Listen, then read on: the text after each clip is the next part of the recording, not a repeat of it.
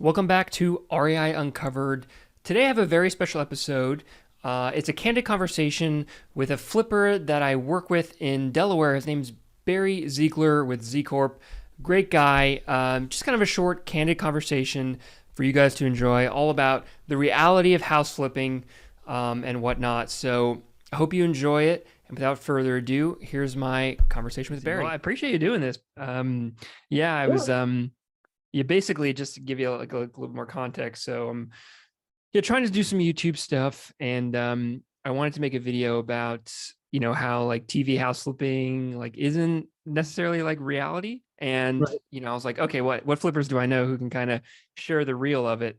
You came to mind, so I think it's gonna Oh, help sure. people, and I appreciate it, man. So Sure. Sure. yeah, Sure. cool. Well, I just had a handful of questions. If you're cool to get into it, or is there anything else you want to Yeah. cover before? No, All no, right. no. I'm excited to get into it. Awesome, awesome. Yeah, so I'm just gonna be like, it's not nothing formal. I'm not gonna post this whole conversation. I'm just gonna like clip it up probably. Okay. So All right. it's all good. Doesn't have to be like perfect or whatnot. Okay. Okay. So how many houses have you flipped in total? I'm probably just under 100 now since 2015. Wow, that's crazy. Yeah. Yeah. Yeah. I was doing between 10 and 15 there a year there for quite a while. So it was getting quite involved. Wow. Okay. What should I just have these they're not necessarily in order, these questions, but what should beginner house flippers look out for when they're trying to do the first flip? When they're trying to do the first flip is basically buy right. Um, I see a lot of people who get into it and they think, that they find a house for 150,000 and the realtor tells them, hey, I could sell it for 200,000, but then they realize they get into it and they spend $50,000 fixing it up and then they walk away writing a check instead of getting a check. So you really have to make sure you buy right, because you really make your money when you buy it, not so much when you sell it. Because if you don't buy it correctly within the margins, and I usually use a 65% rule, I have to make sure that when I purchase the house and fix it up, I'm only spending 65% of the ARV. So the house is going to sell, if I fix it up real nice and it's going to sell for $100,000 for easy numbers. I know that I have to, and it needs $15,000 worth of repairs. I know I can only purchase that house for 50,000. So you have to really be aware of that and make sure you stay in those guidelines, because if not, even experienced flippers, and I'm seeing that now. I just got off the phone a couple hours ago with a friend of mine who's, the economy even took a little bit of a turn, and he's having trouble unloading some of the properties, and he's having to write some checks and on the exit side of it. Have you ever lost money flipping a house? I haven't yet. I've walked away with as little as $3,000 and as much as 150,000. So yeah, it can be scary. A lot of unexpected things come up along the way, and I know watching it on TV, they make it look easy, and they show you all the good ones, but you can get a handful of bad ones too, and that's why I was buying, I was doing between 10 and 15 houses a year, because some of them you're not going to make as much money, and some of them you're going to do well. So I tried to keep a constant flow of houses, anywhere from 4 to 5 houses going at a time. What do you think the big difference is? Or okay, what do you think TV house flipping gets wrong about real life house flipping? The numbers and the stuff that's not expected. I've watched some of the HGTV shows, and they'll say, hey, we bought this house for 150,000. We put 50,000 into it and we sold it for 225, making us a net profit of 25,000. Well, they forget the realtor's fees, the transfer taxes, all that other stuff that kind of goes into it. So they're not showing their net proceeds, they're showing their gross proceeds. And that's where, it gets a little frustrating. So I actually even stopped watching HGTV because I was like, man, this is just malarkey. I mean, they're not really doing people that want to get into it, justice. It looks like real life, but it's really not. You need to take into account for all those extra fees. And I even um, you know used to have a Excel sheet that I got through Del Rey, because I got started through Mike Ferris with Del Rey, and he had basically a breakdown sheet of how much money I would make at the end, with taxes, interest from my investors that I had to pay and everything, and then I would know how much I was getting at the end. And so it would give me a good idea. And it's important to have a spreadsheet like that, because a lot of times you forget about the taxes and the insurance and the closing costs, and all those other factors that you typically don't weigh in, and they don't tell you about on HGTV. So if you could rapid fire list all the other expenses that maybe people aren't aware of, what would it be? Well, closing costs, realtor fees, attorney fees, and one of the biggest ones is unexpected. I try to leave a 10% contingency, because you never know when you open up a wall what you're going to find. You could find termite damage, or you might think I've had properties that had a new electrical box, and when you open up a wall, there's new wires connected to the old cloth wires, and that's just not the code. So you basically have to rewire the whole house. So those are definitely some expenses that a lot of people don't count on. Gotcha. This is great information. Thank you. What are the most common mistakes you see flippers make? Not doing their due diligence on a project. A lot of times they'll take a guess and they don't realize how much things cost, especially newbies. I kind of had a little bit of advantage, because at one point in my life, I did construction sales, so I knew how much things cost, with contractors. And so I recommend finding a good contractor, once you get started, that doesn't mind going to take a look at projects with you, and ask him to give you a ballpark, so you at least have a ballpark. I know he's not going to give you a commitment, because he's got to go sharpen his pencil and add it all up. But if he gives you a ballpark, like hey, for me, I usually know the average regular bathroom costs me between 5,000 and 8,000. The average kitchen between 10,000 and 15,000. The flooring is usually between $5 and $7 a square foot.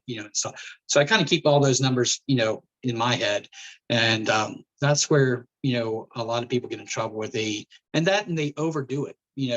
They try to make the house look like something you see on HGTV, when the neighborhood doesn't really necessarily reflect that. Instead of putting European tile on a backsplash or in a bathroom, you can get I go with subway tile from Lowe's. It's about 50 cents a piece.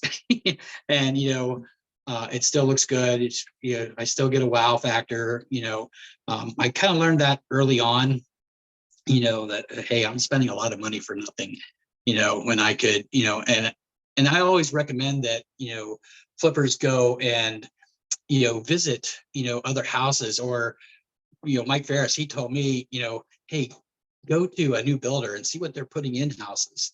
A lot of builders aren't putting in the tile bathrooms. They're putting the inserts in, and that's that's the norm. That's what people are used to, and it could save you a lot of money. you know so I always recommend knowing what your competition is going to be, what you're going to be going against, so you're not spending crazy amount of money. Gotcha. Do you have any other tips for wholesalers? No, sorry, not wholesalers, for flippers. Do you have any other tips for flippers who maybe are trying or struggling with their flipping business, or just general things to look out for? I think make sure you build a good team. Right down from your bookkeeper to your attorney to your contractors. And once you find a good contractor, and I've gone through more than I care to admit, somebody that's dependable and reliable. Hold on to them as long as they can, and also make them accountable. One of the things that I used to struggle with is getting a contractor there, and keeping them working. And, a project that should have taken 30 days took 90 days. So now when I write my contract with my contractors, of course, I make sure they're licensed and insured and get references. But I ask them, like, hey, how long does it take? How long is it going to take you to get this project finished? And if they say 30 days, I usually give them a week, longer. And I say, okay, after 37 days, if you aren't finished, I'm going to start, taking off $100 a day off your quote, to make sure, I keep you accountable for. And it's worked great for me. I'm finishing projects more on time than not, now. I love that. I've never Yeah. heard that before. That's great. Yeah. Okay, cool. Just a couple more questions here, man. I appreciate you doing this. These are great answers. Sure. Uh, okay, so if you had 30 days to find a house flip, if you had 30 days to find a good deal, what would you do? Someone put a gun to your head and told you had 30 days to find a deal. How would you go about doing it? I always reach out to my wholesalers. you know, uh, you know, uh, I like, wholesalers because they make it a little bit easier. They find deals, that are off market. You and I've, done, some projects together. And I also, I'm known for flipping houses kind of in the area, and I do a lot of social media, like, hey, this is Barry Zeigler with Z Corp. And so, and I befriend every single realtor I can on Facebook, and they know that I flip houses. So, sometimes I'll reach out to the ones that have, sent me leads before, and I'll get random calls from realtors, saying, hey, I got this property, it's getting ready to go on the market, we can't sell it, through a traditional way. It has to be a cash thing. Are you interested? And I go look at it, and I've gotten, a ton of leads that way. So I'd say have, some good realtors in your pocket and some good wholesalers, reach out to them, build a good relationship. I found that the guys with the bandit signs are usually, aren't the good ones, because I see them with their bandit signs, and I've called them many a times, and sometimes they don't even call back. There's some guy that, just saw something, took one class on wholesaling and, saw to put out bandit signs, and they're really just building a buyer's list is what they're doing. They don't really have any properties yet, with those signs. So Gotcha. I think reach out to the more experienced people, like you, really helps. Cool. Now I know in our market in Delaware, maybe this isn't like we don't have a ton of knowledge on this, but talking about iBuyers, they've been in the news a lot, like Zillow buying houses or Right. Open Door. And I don't think they ever came to Delaware, but curious if you have any thoughts about iBuyers in general and how they affect the real estate market. Yeah, I kind of think now that the market has changed, and I have a real estate license as well. I kind of know that Zillow's kind of backed out of it, and the more the iBuyers, my experience with them is, hey, they'll buy a house in a neighborhood that's selling a lot of houses a little bit higher, so they increase the comps, and then they'll buy the other ones. They're trying to increase the comps, so when they purchase a property, they can sell it for more. I think now that the market has changed, I don't think iBuying is as rampant as it was before. But I don't have a lot of experience with them, but that's kind of my take on them. Gotcha. Cool. All right. So curious, you don't have to share this if you don't want, but I always ask Okay. people the numbers behind like their business. So if you don't want to answer, that's cool. But Okay. would you be comfortable sharing like, maybe currently how many house flips you do a year, like gross income, net income, things like that? Yeah. I mean, I can give you some averages. I tried to do, there for a while I was doing between 10 and 15. And, I kind of felt like I was kind of working myself, to death, on those. And some of them, were kind of marginal profits, not as well as I would like. So now I'm working on trying to, buy smarter, do less, but make more. Because I was finding myself, too stressed out. I was working too many hours a day. I've got an 8-year-old son, and, time is just kind of slipping away. So I'm trying to, maybe do 4 or 5 a year. And I'm kind of, since the market's changed a little bit, I'm kind of, working on doing more of the BRRRR method, where I buy the property, I renovate it, I rent it out, I refinance it, and then I pull every bit of equity I can out of it. And, because, that's tax-free money. So, I have one that I'm getting ready to refinance. I bought it for 140,000. I put 40,000 into it. The house next door, 3 years ago, before the market was like super hot, sold for 369. So I'm going to refinance it. I'll probably pull 50 or 60,000 dollars out of it. Right now I'm getting $2,800 a month rent. So I'm making, right now I don't have a payment on it, but right now I'm making $2,800 a month, cash flow. And so I love that method. I think it works great, for me. I still own the property. I'll pull, $40,000 or $50,000 of cash out of it, which is tax-free money because it's debt. And these other people, once, I refinance it, they'll be making my mortgage payment. If I hold the property for another 5 years, I could probably refinance it again, pull some more equity out, and just kind of keep repeating the cycle. And again, that's all tax-free money. Gotcha. That's awesome.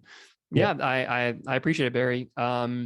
Do you have like an average, if you had to guess, maybe like an average, net income salary, you don't have to share years, but of like a flipper, that would they make per year?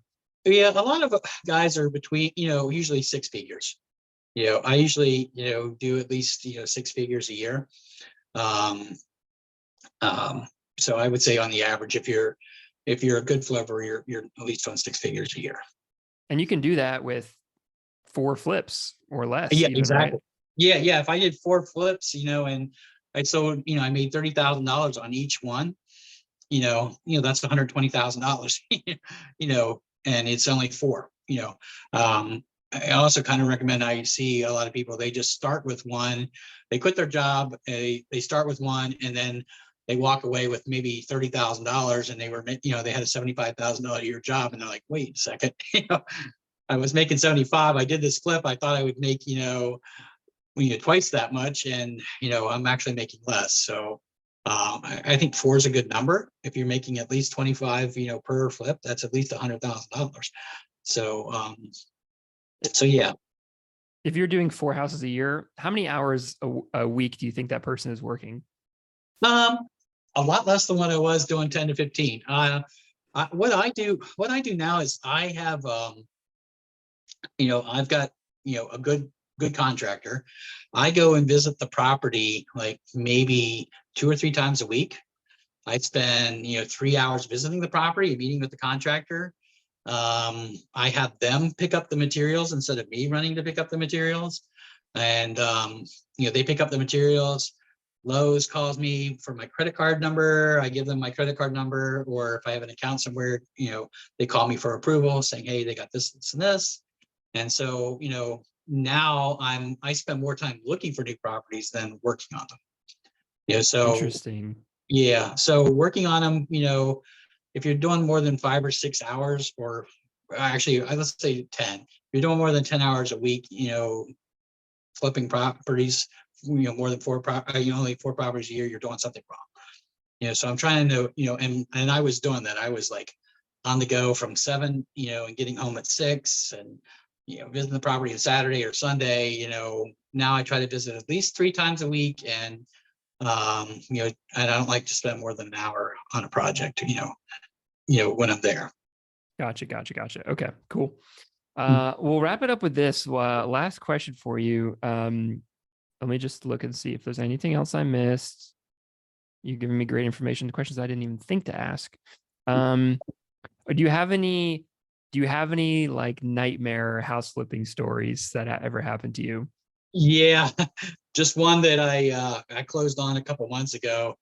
I had a guy that I was, you know, he wanted me to mentor him, and he was, he started off, wholesaling, doing a little bit of wholesaling, but he wanted to kind of progress into flipping. So he had a property that he'd kind of been working on for a while, and he wasn't able to close the deal. So, I said, well, hey, if I can close the deal, we could partner up on it. You can bring, some of your investors, and I can bring some of my investors, and we can, work on the project together, because he lived, 20 minutes from the project. I lived an hour and 10 minutes away from the project. So my goal was to meet him, at least once a week up at the project, and go over things with him, and then he would kind of take care of it. Well, the project took a year, and he was like zero help. He invested $0.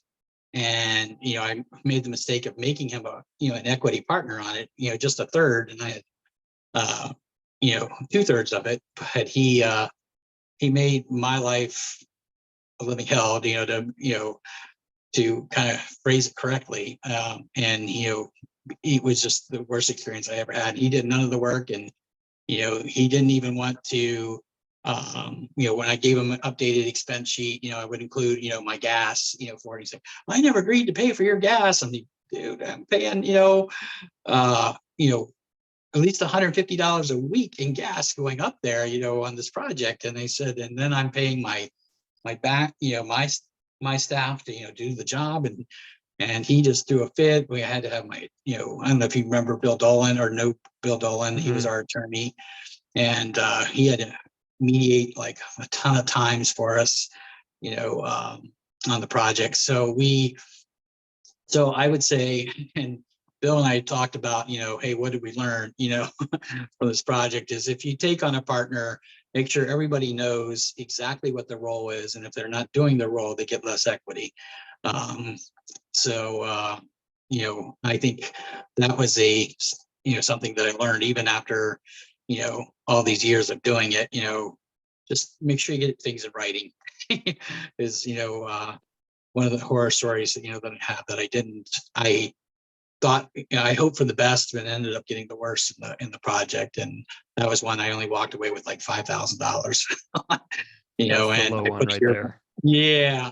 And, he got just as much as I did, but, but it was like fighting tooth and nail, and, with him, and every day he had a different issue why he wasn't going to do something or why we shouldn't do something. So I recommend, be careful who you be partners with, make sure you know them, and make sure, you have a good attorney draw up exactly what needs, each partner's role is, and what they are responsible for doing, and exactly how much they could get, or, and I was even the managing partner, and I still, I thought I wouldn't have any problems, but, I did.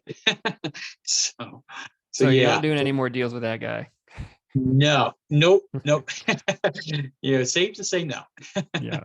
Yeah. Yeah, Well, thanks, Barry. I appreciate it. I think sure. we're I went a little bit over 15 minutes, but Yeah, no worries. Yeah, this is great, man. Thank you so yeah, much. sure. Yeah, answer all my questions. This is great info. This is going to be super helpful for people.